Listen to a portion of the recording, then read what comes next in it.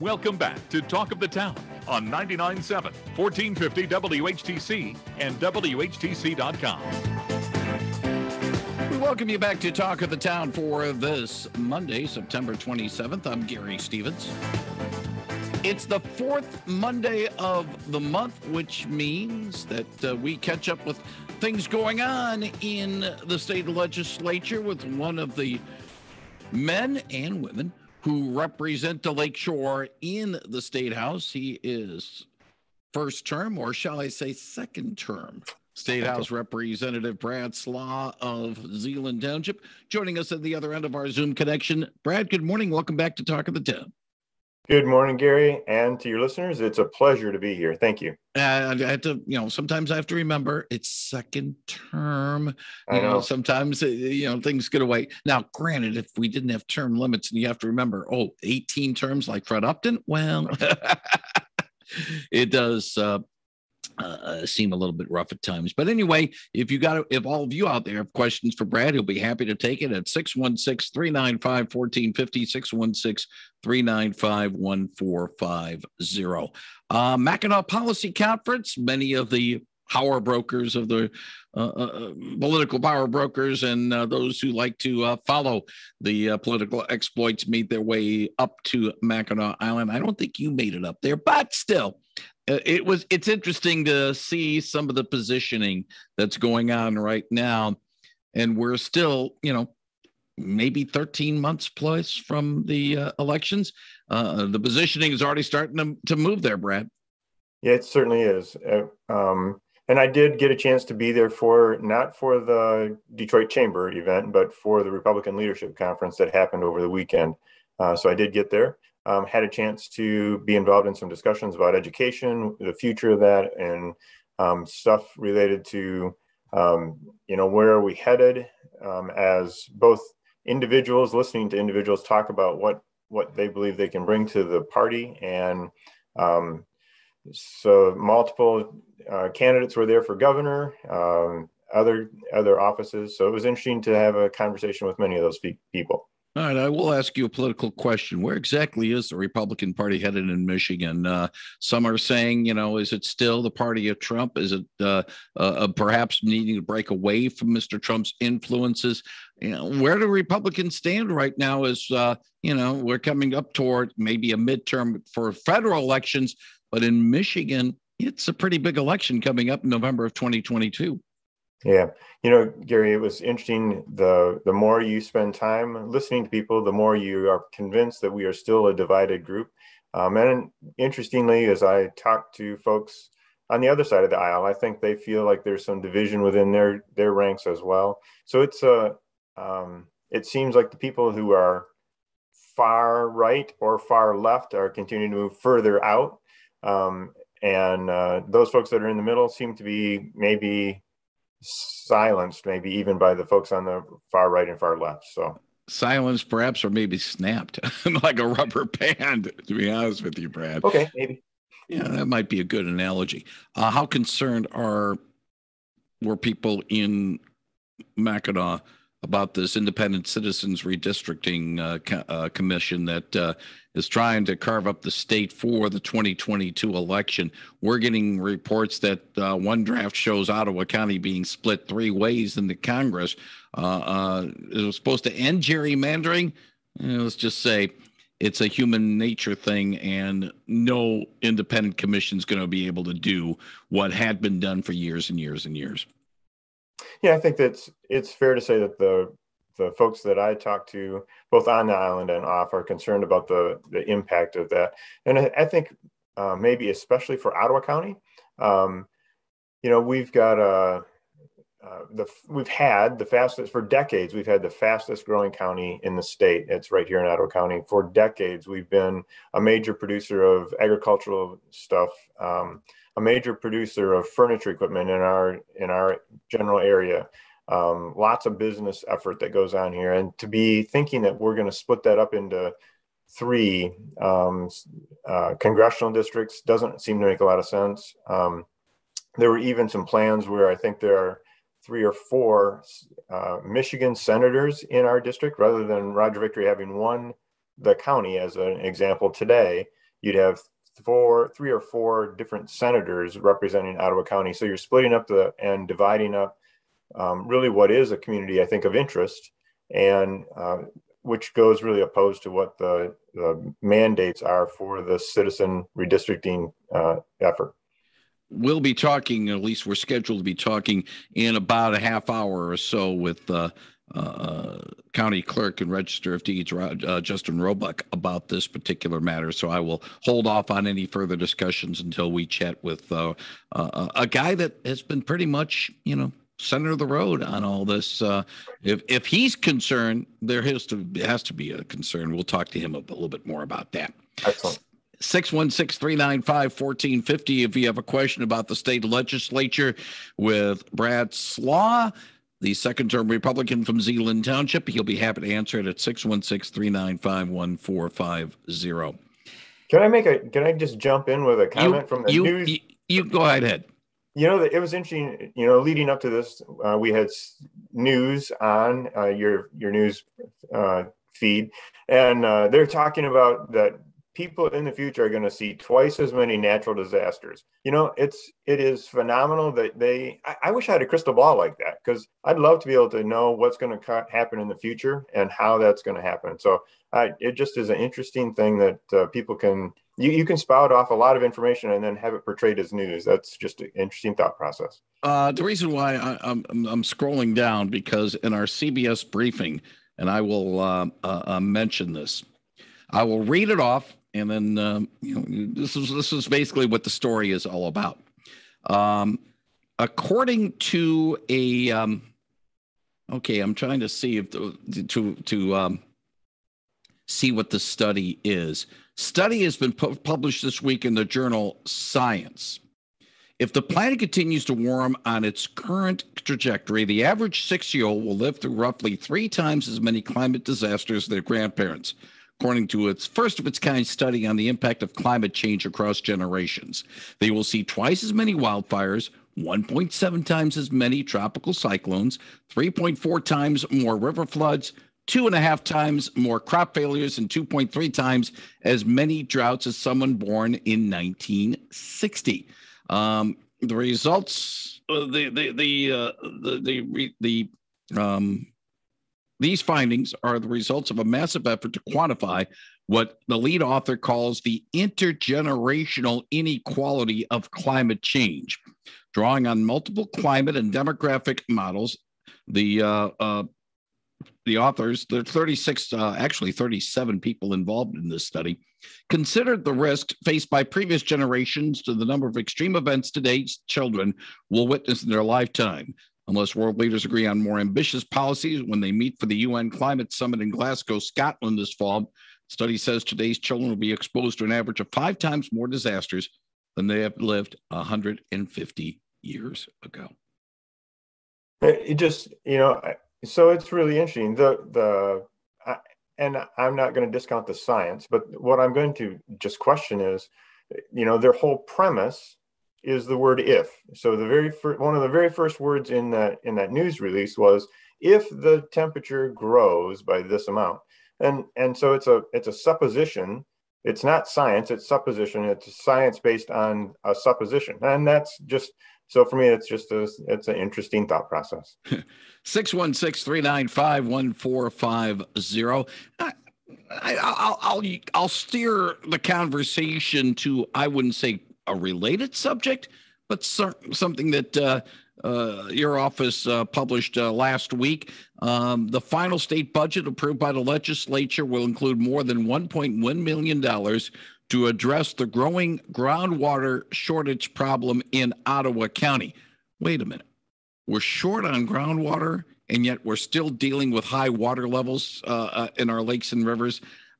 Is there a disconnect with that, Brad, or am I missing something, or what? No, actually, there is. I mean, it seems to be a disconnect, but it is a real thing. We've been experiencing groundwater issues in the Allendale Township at least for 2 decades, I'm sure. In that process, we've been concerned about water having to drill deeper and deeper to get wells. In fact, having to re-drill your well deeper so that you could get water. And now we've experienced some salt water kind of thing coming up into some of those wells. So we're concerned about the aquifer that supplies the water in Ottawa County. And part of the really interesting thing is there is a cap of 40 to 80 foot of solid clay that doesn't allow water to permeate down into the aquifer from our area at all. And that's really what we have like up against Lake Michigan. There's this big clay layer that keeps the water in Lake Michigan, doesn't allow it to move into the aquifer that we're using to draw from. And so there is a concern about where we're going. And the study is really designed to try and figure out what are we doing? How do we do it better? Is there ways of actually helping the water to get from high water levels, maybe on the groundwater, down into the aquifer itself, so that we're providing water for everybody that we can? The other thing too, and I'm just thinking off the top of my head, I believe there was some groundwater issues a few years ago over in Park Township, basically where Park Township and Port Sheldon Township, along Port Sheldon, along New Holland Street, they were having some problems with that as well. But I don't know whether or not that's lack of it or whatever. But I just remember that story. I want to say about 10, 15 years ago. So correct. Yeah, that is exactly right. And so anyway, we've put into the budget dollars to be able to help start to do this. They really believe that the aquifer that we draw water from actually goes all the way up. That same water aquifer is all the way up to like Mecosta area. So it's quite a big aquifer. And we're on the tail end of it. And so we're just concerned about, okay, not only what does it mean for Ottawa County, but what does it mean for the entire state, or much of the state in the Lower Peninsula? 616-395-1450. If you have a question for Ottawa County, for former Ottawa County Treasurer. Yes, he was the former Ottawa County Treasurer. He is current State Representative Brad Slagh. 616-395-1450. Let's talk a little bit about the spending plan that will be put into place on Friday for fiscal 2022. It was trumpeted earlier this month as a joint effort between legislative leaders who are Republican and the Whitmer administration, which is Democrat. But yet there are some things in the spending plan that I have a funny feeling the governor might be wielding that veto pen, the line item veto pen, maybe not to the tune of 147 of a couple of years ago, but I think she might be putting the deep six on some of the things that Republicans wanted to see, most notably about masks and health department. And I don't know whether or not you can overturn those. It's interesting. So first of all, do I believe that the veto pen will get used? The answer is yes. I truly believe that it will happen. The extent of that, I think, will be interesting to see and to pay attention to. By the time we get to this time next month, we'll probably have a fairly good idea about what that all looks like, and maybe a better idea of where we're headed. I think the part of the deal is we both, every side knew that we needed a budget deal. We didn't want the state to shut down as it would on October 1st if we didn't have a budget piece in place.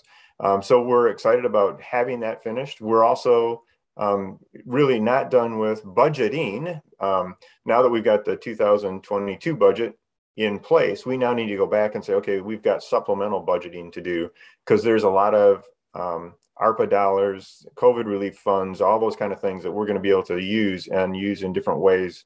And we need many of those things to be done before the end of the year, the fiscal year that we're in. I'm sorry, the physical year that we're in.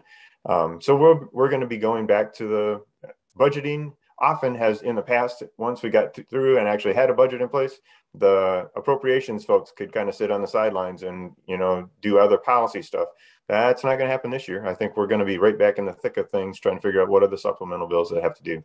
Not just supplemental bills, but also dealing with some of the programs. And we've talked to some of the other state lawmakers in the past where there has been some differences of opinion about especially the federal COVID relief money that has come into Michigan over the last year and a half or so.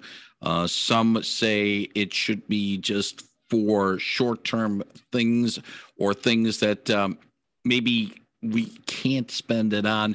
Others are saying, hey, why don't we use that money to start seeding some programs, some pet projects? And then that's kind of nice. But when that money goes away, those programs still need to keep going on. And if there's no money to fund it, you could see the problems that come up in that regard. Certainly can. And so that is going to be the focus of where I'm at, Gary, as I am part of the appropriations group. My goal would be all those dollars that are federal dollars, we need to spend on something that's going to last a long, long time, because our grandchildren are going to be paying still for those dollars that are coming to us. We need to be setting up stuff that our grandchildren will still be using when they get there, whether that means bridges, whether that means better highways, whether that means water systems that actually are better and more conducive to what we're doing, infrastructure, that kind of thing. Yeah, infrastructure. It seems like common sense thing. If you got that extra money and you invest it in the infrastructure, it's going to last a while. And it's not, you'd love to be able to start new programs, but hey, let's take care of what we have first. Right. Exactly. 616-395-1450. If you have a question for State Representative Brad Slagh, he'll be happy to answer it at 616-395-1450. Do you expect a lot to be done in the legislature between now and when this session technically ends at the end of 2022? I believe there's some legislation now where, the lame duck sessions where a lot gets done and people aren't happy because it's done by some lame duck members. I'm not certain if that's still a go or not. Do you expect a lot still to be done over the next year plus, or really, if things aren't done by now, because it's going to be an election year in 2022, probably not going to get done? I think there's still going to be a fair amount of stuff that gets done. Obviously, whenever you end up with a lame duck session, people jockey and do things. And so there's a bunch of stuff that could happen. But I think there's a good possibility for us to still make positive headway in things that we're doing. And, sometimes, Gary, when the legislature doesn't really act a lot, is more thoughtful about what they're doing, that's probably a positive thing for everybody concerned. Yeah, I'm of the opinion that let's get some stuff done and not having to, be posturing for reelection, especially since both the House and the Senate will be up in 2022. And, the political landscape is going to be, interesting to say the least. Right. Yep. So I've got just, if you're at a break, I've got another thought process just to follow up on. You or maybe others in your listening group may have heard that there's an effort to try and put tickets for people who swim when there's a red flag out. I don't know what you've heard about that.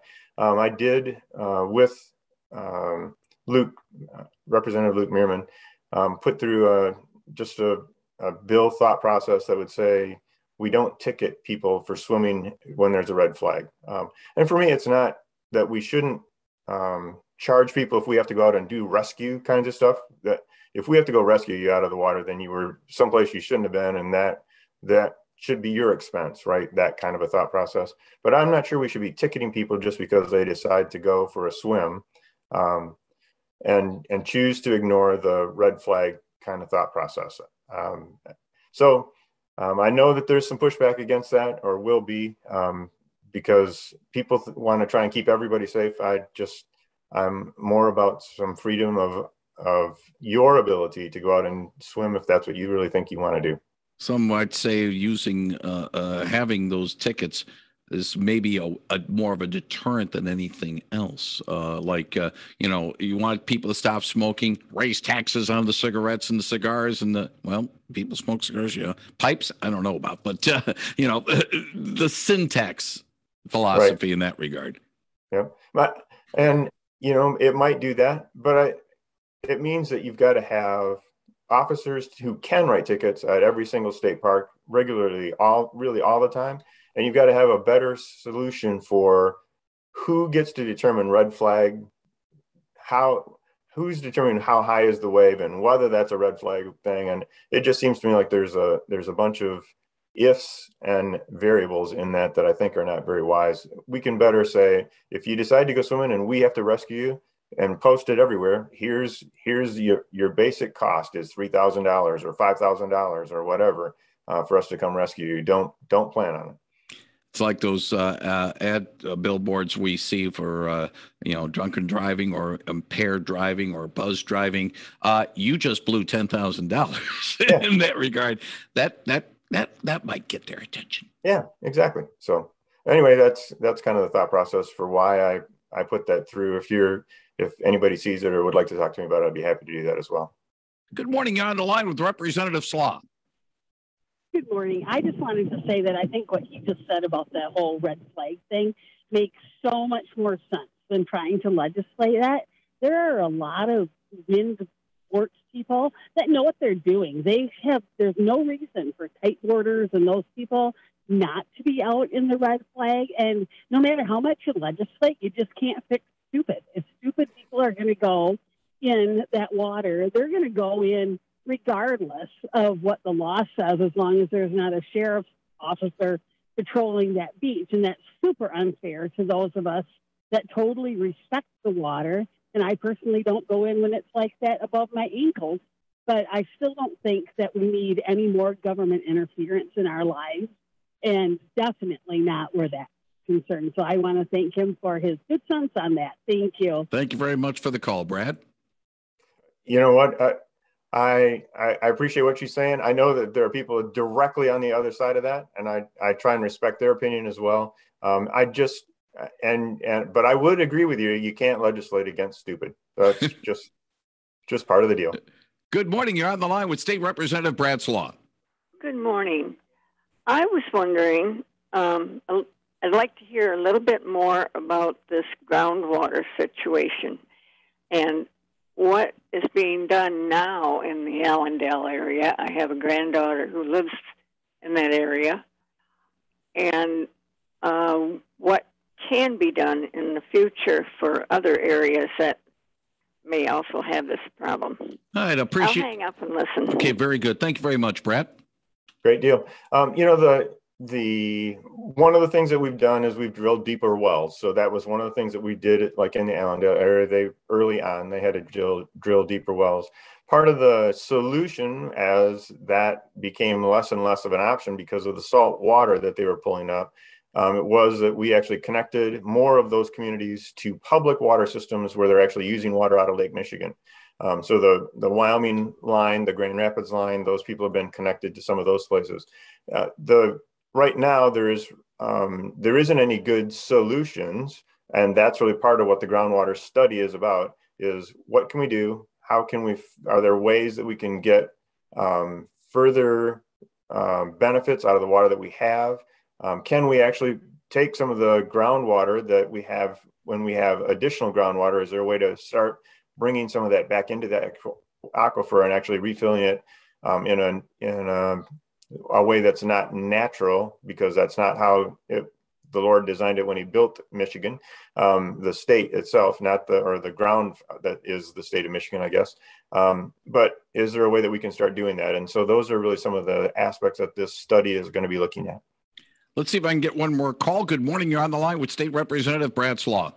Yeah, I believe on that legislation regarding the red flag. There are allowances for windsurfers and other people who do sports and stuff like that. So it's not saying any other opinion on it, but there are permissions that they have to be out there that they would not be fined. So anyway, I appreciate the call. At least that's a little qualifier there. Yep, and that is true. He is exactly right. For those people that are kiteboarders, surfers, any of those kinds of things, those folks all can be out there without fear of being ticketed, and that makes perfect sense. So I'm happy that's parts in the law. Just not sure that the rest of it makes sense either. State Representative Brad Slagh, as always, appreciate the time you spend with us and chatting with us, and look forward to chatting with you again next month. Thank you, sir. Great deal. Thanks for the day. Thank you very much, Brad Slagh, 99.7 and 1450 WHTC.